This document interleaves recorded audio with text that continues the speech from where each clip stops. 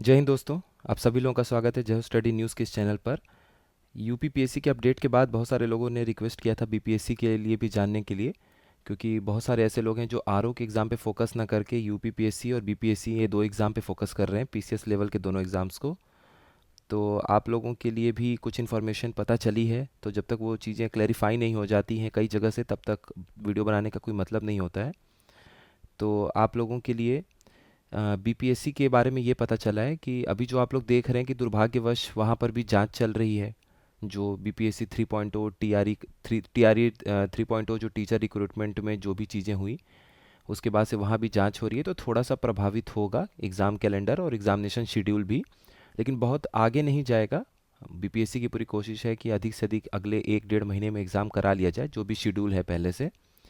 तो पता ये चला है कि जो आपका इस बार बीपीएससी 70th का एग्ज़ाम है, उसका जो नोटिफिकेशन है इस वैकेंसी की, वो तो जुलाई तक आने की पूरी संभावना है। आयोग की पूरी कोशिश है कि जुलाई तक वो नोटिफिकेशन जारी कर देगा। अब देखिए, जो नंबर ऑफ़ सीट्स की जहाँ तक बात है, सीट जो है वो अभी उनको मिला नहीं था कुछ दिन पहले तक। अध्याचन अभी नहीं मिला था उन्हें। अध्याचन मार्च अप्रैल से मिलना शुरू हो जाता है, और मई जून 2 पूरा महीना समय होता है। जुलाई तक जो भी फाइनल एक वैकेंसी आती है, वो फिर नोटिफिकेशन निकाल देते हैं। और उसके बाद भी आप देखते हैं कि बीपीएससी में एक सिस्टम है कि नोटिफिकेशन निकलने के बाद भी जो भी अध्याचन प्राप्त होते हैं तो वो उसको जोड़ते चले जाते हैं, जब तक कि आपका प्री ना हो जाए और रिजल्ट ना आ जाए। तो जुलाई तक तो आयोग की पूरी कोशिश रहेगी कि वो नोटिफिकेशन निकाल दे।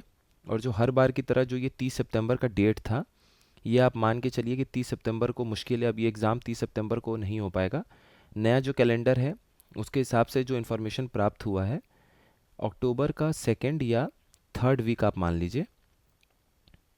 ठीक है, अगले 3 हफ्ते, या हाँ तीन, ये अक्टूबर का सेकेंड या थर्ड वीक।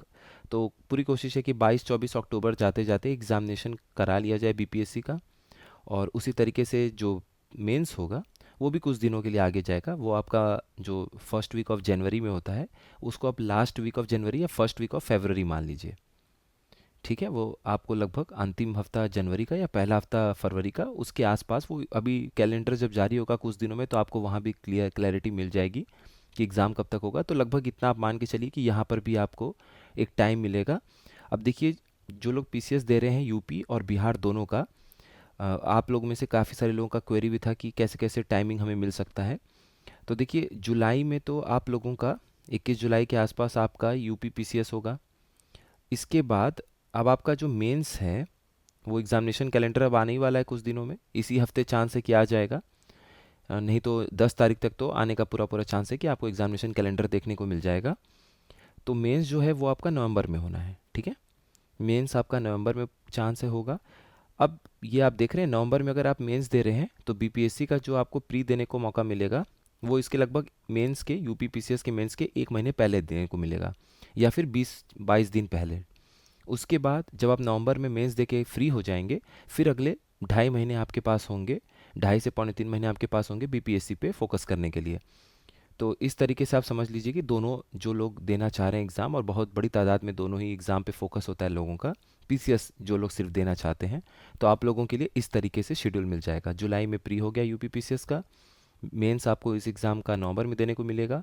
अक्टूबर के सेकेंड थर्ड वीक जाते जाते आप बीपीएससी का एग्ज़ाम दे रहे होंगे प्री का, और उसके नवंबर जब आप मेंस दे लेंगे यूपी पीसीएस का, फिर आपके पास 2.5 पौने 3 महीना है फोकस करने का, बिहार स्पेसिफिक चीज़ों को पढ़ने का।